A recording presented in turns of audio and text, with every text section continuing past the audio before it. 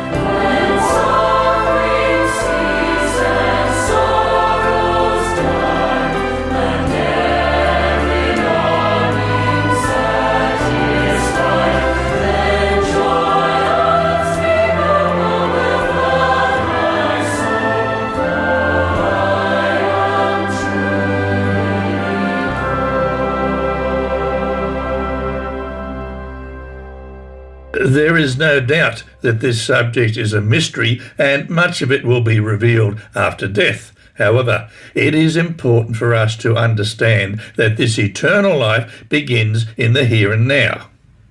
When we have committed ourselves to Jesus, we have entered into an ongoing spiritual existence that survives beyond this life. It is in this life that we can develop an awareness of a spiritual existence, and that will take a degree of thought, application, and intention. The awareness of an inner spiritual existence is something we can develop if we so desire. A person who believes in eternal life can experience transformation and spiritual growth as part of the process of growing and changing spiritually during their lifetime. People experience a profound change in their lives as they develop their relationship with God and align themselves with the teachings of Jesus. In doing so, they will experience a real transformation that will lead to a fuller and more abundant life, both in the present and in eternity. Eternal life is probably hard to define in a succinct manner. However, generally it refers to a quality of life that transcends the limitations of time and the physical world, and is often associated with a continued existence in the presence of God, or in a state of ultimate fulfillment and happiness. Scottish theologian William Barclay, in writing about eternal life, often discussed the Greek word Zoe, a popular girl's name at the moment, which is translated as eternal life in the New Testament. It appears over 130 times in the New Testament. It is used in the Gospels, the Epistles, and other writings to discuss topics like eternal life, spiritual life, the life of Christ, and the quality of life that comes through faith in Jesus. However, what sets Zoe apart from other Greek words for life is that it typically conveys a deeper and more profound sense of life. It's not just about biological existence, but it encompasses the idea of a higher, transcendent quality of life, often associated with God's divine life, or life in the Spirit. Barclay suggests that Zoe doesn't just refer to unending life, but it signifies a quality of life characterized by intimacy with God, love, purpose, and a transformed existence. Barclay's interpretation aligned with the idea that eternal life is not just about duration, but about the kind of life one lives in communion with God. Crown him the Lord of life, who triumphed o'er the grave and rose victorious in the strife for those he came to save. His glories now we sing, who died and rose on high, who died eternal life to bring, and lives that death may die.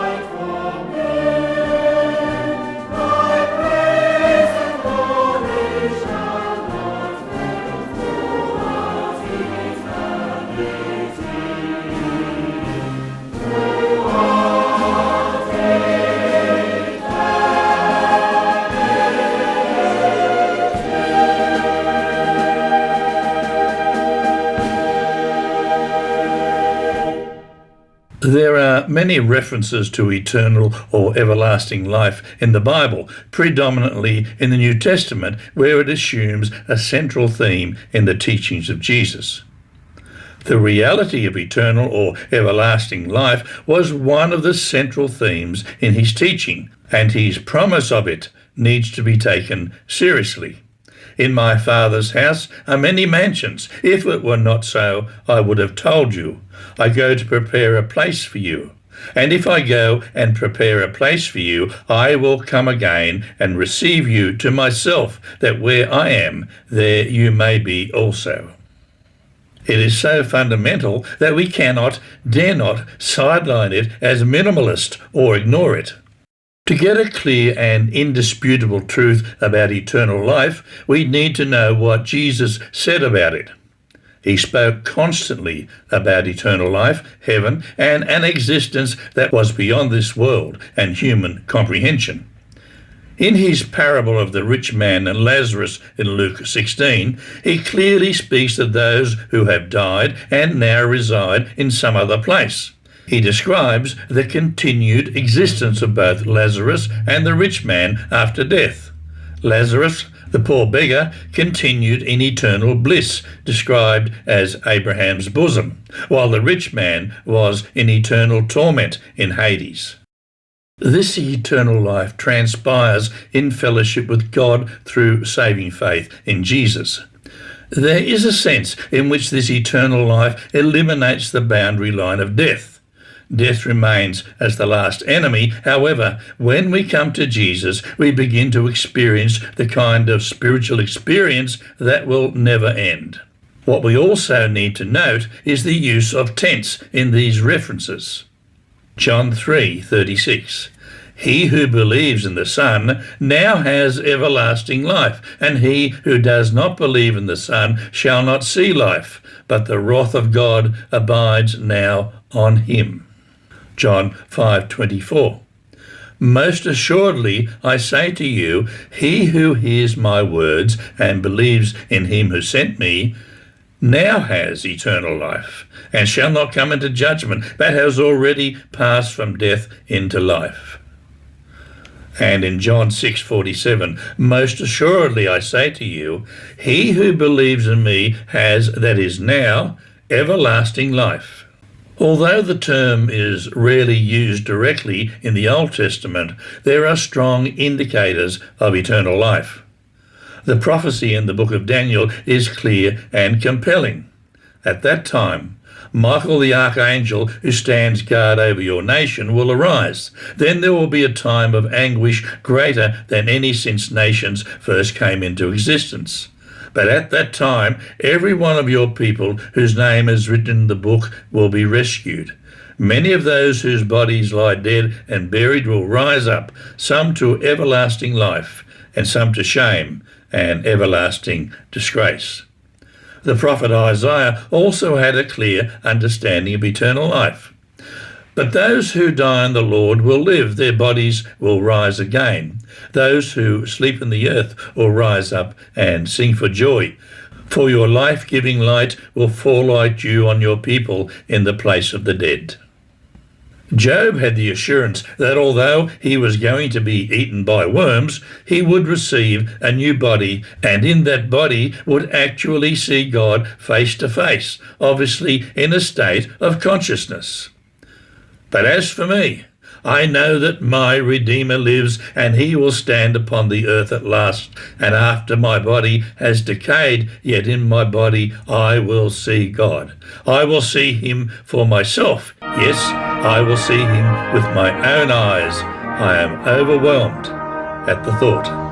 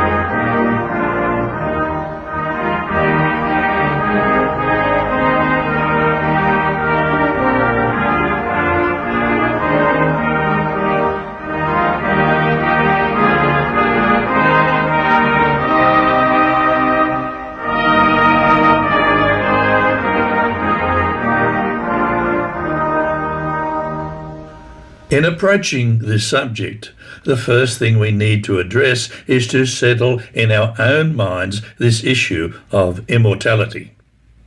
If we believe that this earthly existence is all there is, that must impact the way we see life and the way we live. And that focus must of necessity be a very narrow one, since it centres on self.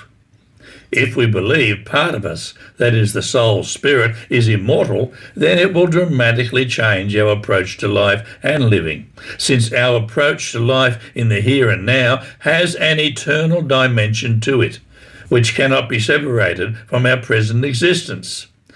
If that is the conclusion we arrive at, then we must accept that part of us, the soul, spirit, is given by God and remains his property. Behold, all souls are mine. The soul of the Father, as well as the soul of the Son, is mine. About 8 days later, Jesus took Peter, John, and James up on a mountain to pray. And as he was praying, the appearance of his face was transformed, and his clothes became dazzling white. Suddenly, 2 men, Moses and Elijah, appeared and began talking with Jesus. They were glorious to see, and they were speaking about his exodus from this world, which was about to be fulfilled in Jerusalem. Peter and the others had fallen asleep.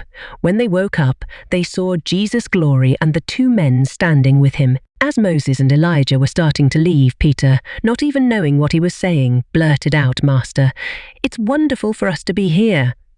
Let's make 3 shelters as memorials, 1 for you, 1 for Moses, and 1 for Elijah." But even as he was saying this, a cloud overshadowed them, and terror gripped them as the cloud covered them. Then a voice from the cloud said, "This is my son, my chosen one. Listen to him." When the voice finished, Jesus was there alone. They didn't tell anyone at that time what they had seen.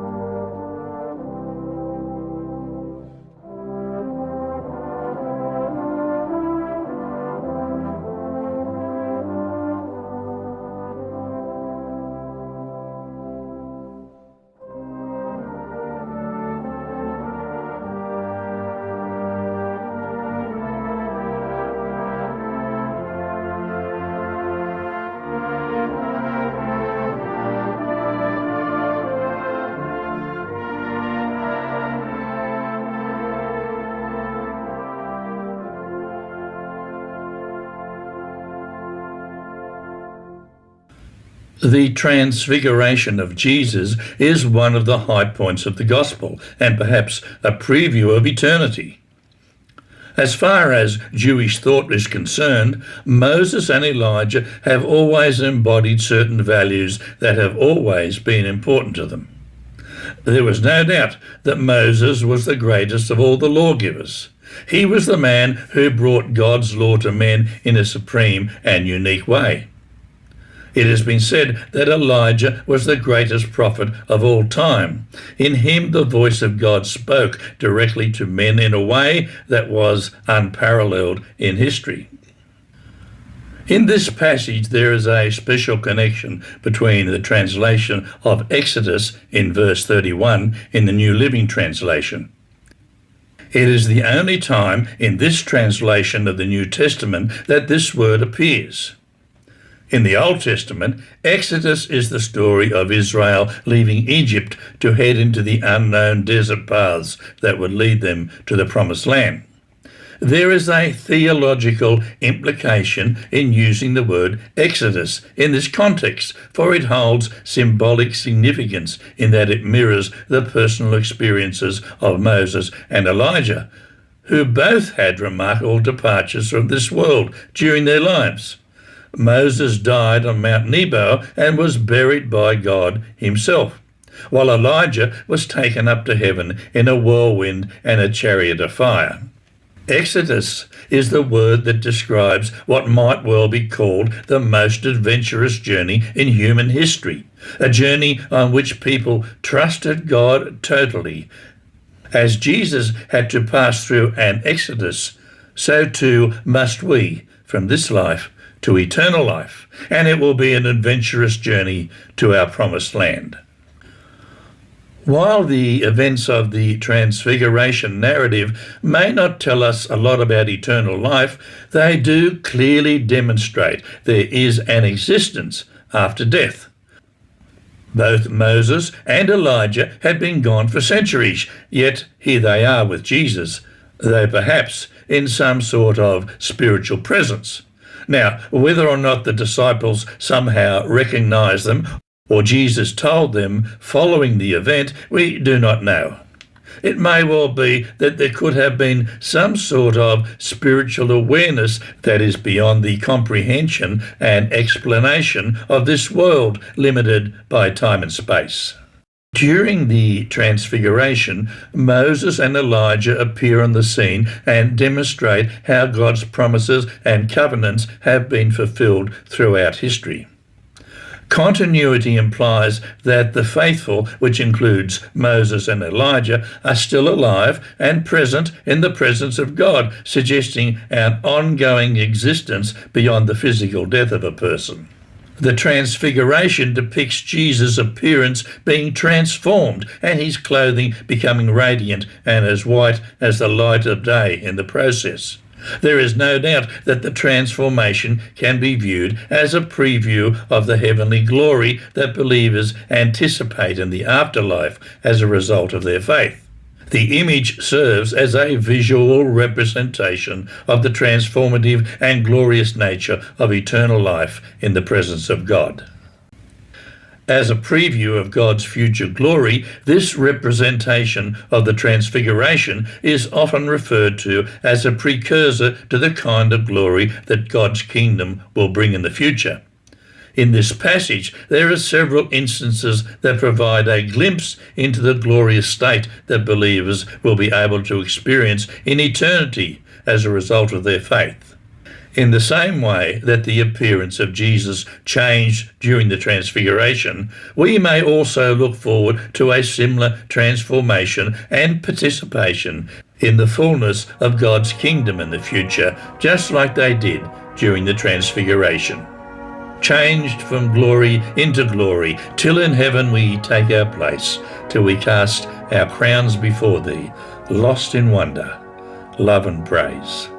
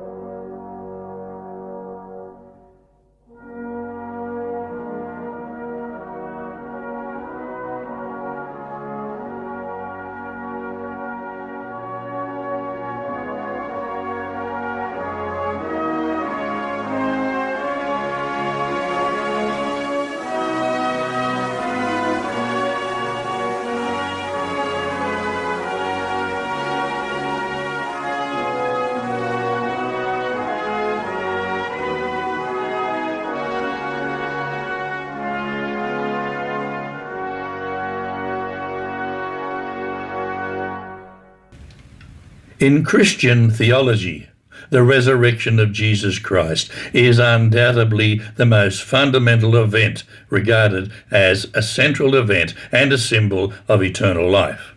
It is also believed that this is a symbol of the victory over death, the promise of eternal life, and the symbol of immortality. Christianity stands or falls on this belief. It offers hope, assurance, transformation, and the promise of a relationship with God that extends beyond the constraints of this earthly life. Belief in the resurrection of Jesus Christ is pivotal, fundamental, and crucial to our belief in eternal life. Time will not permit us to explore the resurrection appearances of Jesus in detail. However, a brief perusal may enable us to catch a glimpse of the mystery of eternal life. From the resurrection appearances, we know that Jesus was visible, yet not always recognizable. Now, whether this was at his discretion, we do not know, but the reality is that he possessed a body that was visible and comprehensible, but had an ability to command different powers. For example, he was able to appear in a locked room. His words to Mary, to not cling to him, for I have not yet ascended to my Father, seems at variance with the words to Thomas in the invitation to touch his wounds. When he appeared to the disciples on the Emmaus Road, there was no recognition on their part. Their lack of recognition was an action outside their control. Possibly Jesus did not wish them to recognize him at that point. It is in the breaking of bread, the sharing of a meal, that recognition takes place. It seems the post-resurrection appearances of Jesus were somewhat different from his appearance before his crucifixion. When Jesus appeared by the Sea of Galilee in John 21, his disciples had a hard time identifying him, even though there were instances when his post-resurrection appearance was recognizable, such as when he appeared and spoke to Mary.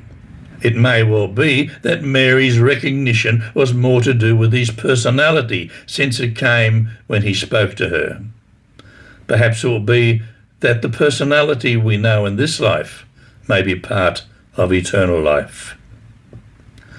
The songwriter writes, "Friends I shall see who have journeyed before and landed safe on that beautiful shore. I shall see Jesus, that will be my joy, in that bright home far away."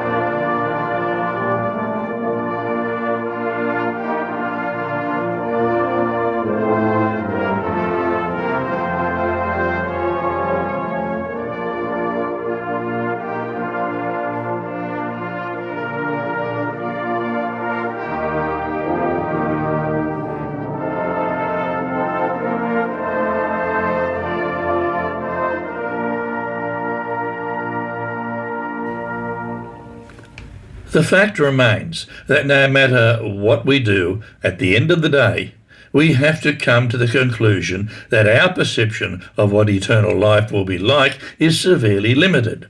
The problem we face is that the only frame of reference we have is this mortal and fallible existence that we have right now. It is a world that has little comparison to life eternal, a world for which there can be absolutely no comparison. When Paul wrote to the church at Corinth, it seems as if he understood the dilemma well. But as it is written, eye has not seen, nor ear heard, nor have entered into the heart of man the things which God has prepared for those who love him. The message says, no one has ever seen or heard anything like this, never so much as imagined anything quite like it, what God has arranged for those who love him. Beyond the blue horizon there's another world I know, where the born again shall go meet the Lord who loves them so. Beyond the blue horizon there's another world I know. By the grace of God, I shall be there. Day and night show evidence of God's creative hand. I see his wonders everywhere. But the Bible promises a pure and fairer land. By the grace of God I shall be there. Beyond the blue horizon there's another world I know, where the born again shall go, meet the Lord who loves them so. Beyond the blue horizon there's another world I know, by the grace of God I shall be there.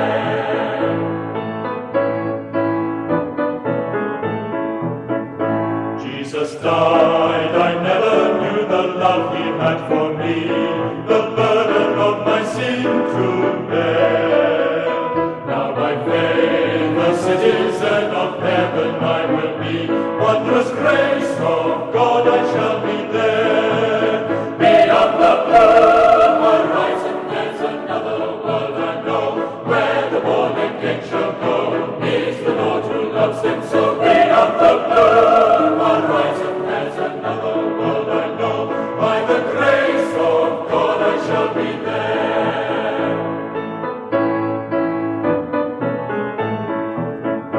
Time will quickly vanish and your life